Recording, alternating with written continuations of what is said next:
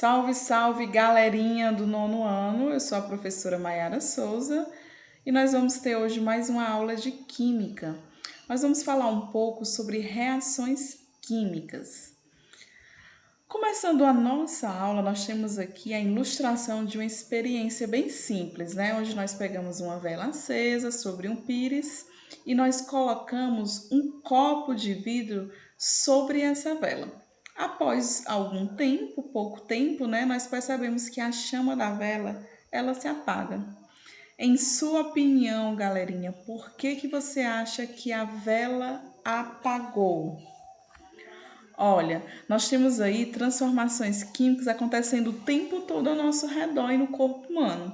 Elas ocorrem quando nós preparamos alimentos, quando certos objetos se enferrujam e quando fogos de artifício explodem e em muitas outras situações aí do dia a dia, né? Nesse exemplo dessa experiência aí, nós temos aí uma reação química.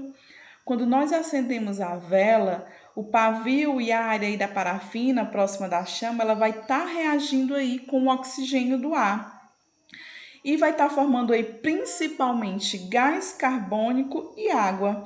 Como eu disse, nós temos aí uma reação química e respondendo à pergunta, por que a vela apagou? Quando nós colocamos, galerinha, sobre a vela, esse copo de vidro, a reação química ela continua acontecendo até que todo o gás presente no interior do copo seja consumido. Quando esse gás acaba, a reação cessa e a vela se apaga. Então, nós temos aqui como exemplos, né, também chamadas de reações químicas, tais transformações são caracterizadas pela formação de novas substâncias, pela interação entre outras substâncias. Nesse caso aqui, como eu acabei de falar, nós temos aí a parafina, né, que reagiu aí com o gás oxigênio, formando aí gás carbônico e também água. Aí nós temos aqui um exemplo de uma reação química, onde nós temos o elemento químico carbono, representado por esse C maiúsculo. Nós temos aqui o oxigênio, representado aqui pelo O maiúsculo, símbolo, né? E nós temos o gás carbônico aí formado a partir dessa reação. O carbono e o oxigênio são os reagentes. O que foi formado, né, que foi o gás carbônico, é chamado de produto. E esse número aqui, professor, o que ele simboliza? Esse número aqui, galerinha, ele vai estar indicando a quantidade de átomos do elemento químico, o oxigênio, que estão fazendo parte da reação. E nas outras reações químicas também dos outros elementos.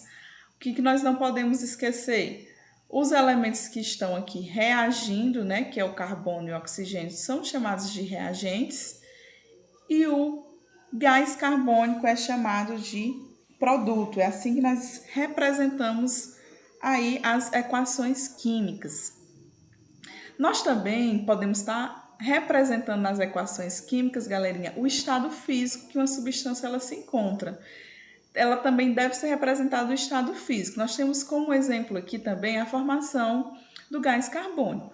Observe que na frente do carbono eu tenho um S aqui entre parênteses, né? Isso aqui indica o estado físico do carbono, ele está no estado sólido. Na frente do oxigênio eu tenho um G entre parênteses, então isso significa que o oxigênio está no estado gasoso e o gás carbônico, que foi formado aqui dessa reação química, ele está no estado gasoso. Nós temos também outra forma de estar representando uma reação química, que é estar colocando um número na frente do elemento. Esse número que fica à frente do elemento, galerinha, é chamado de coeficiente.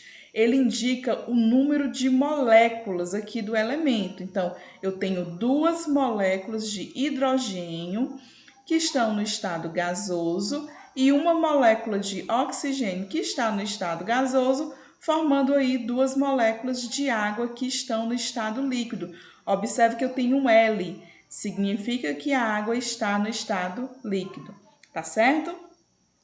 E vem a segunda questão, né? Quais são os estados físicos dos reagentes e dos produtos da reação de formação da água? Eu acabei de falar, né? Hidrogênio gasoso, que é um reagente, oxigênio gasoso, que também é um reagente, e o produto, que é a água, está no estado líquido. Agora nós vamos estar retomando aí, galerinha, o exemplo da vela. Nesse exemplo aí da vela, nós temos aí o seguinte: nós temos que duas moléculas aí de parafina. Quando eu tenho carbono e eu tenho hidrogênio, eu tenho aqui a parafina.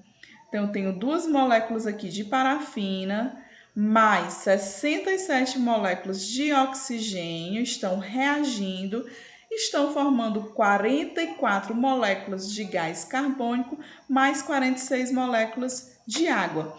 Olha como é importante vocês estarem aprendendo os símbolos dos principais elementos químicos. Principais porque são os mais utilizados. Nós vamos estar precisando muito aí para estar fazendo as nossas questões. A terceira questão nos diz o seguinte: escreva em seu caderno como pode ser lida a reação de queima da parafina mostrada.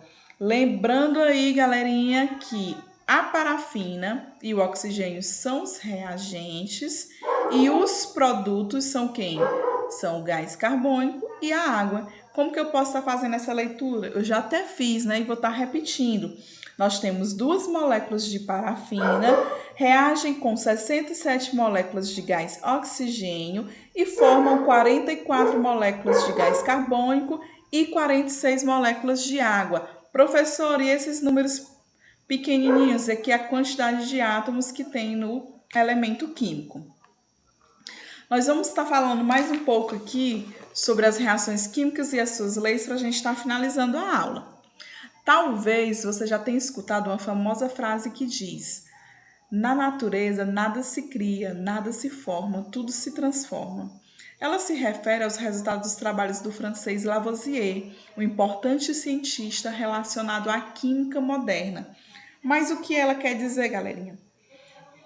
A gente pode estar simplificando ela dessa forma. Quando a reação química ocorre em um sistema fechado, a massa dos reagentes é sempre igual à massa dos produtos formados. Olha, se eu tenho duas moléculas de hidrogênio que tem 4 gramas, mais uma molécula de oxigênio que tem 32 gramas, a massa dos reagentes vai ser igual à massa do produto.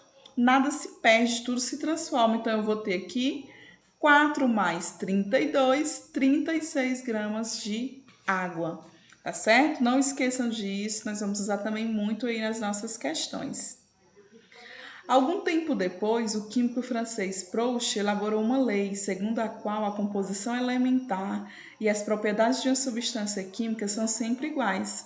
Não importa a transformação química empregada para produzi-la, ou seja, a proporção em massa dos elementos químicos que compõem a substância é sempre a mesma. Essa lei ficou conhecida como Lei das Proporções Definidas. Vamos ver mais um exemplo para que vocês entendam o que é essa Lei das Proporções Definidas. Olha, se eu preciso de duas moléculas de hidrogênio que tem 4 gramas, mais uma molécula de oxigênio que tem 32 gramas para estar produzindo aqui a água, né? Vão estar reagindo, eu vou ter como produto água. Se eu tenho 4 moléculas de hidrogênio, essa massa ela é proporcional. Se duas moléculas de hidrogênio têm 4 gramas, então 4 moléculas vão ter 8 gramas, nem 7 e nem 9. Se uma molécula de oxigênio tem 32 gramas, então duas moléculas de oxigênio vão ter 64 gramas. E pela lei de Lavoisier, a massa do produto vai ser igual à soma da massa dos reagentes. 4 mais 32, eu vou ter 36 gramas no produto. E 8 mais 64 gramas, eu vou ter 72 gramas no produto e assim sucessivamente. E é isso, galerinha. Na natureza, nada se cria, nada se perde, tudo se transforma. Não esqueçam da nossa frase aí do Lavoisier. Peço também que vocês comentem a videoaula para que a gente possa estar fazendo aí as anotações da presença e se inscrevam no canal para que vocês recebam as notificações quando tiver aula nova aí de química, tá certo? Espero vocês na próxima aula, onde nós vamos falar sobre reações químicas no meio ambiente. Tchau, tchau, tenham todos um bom dia.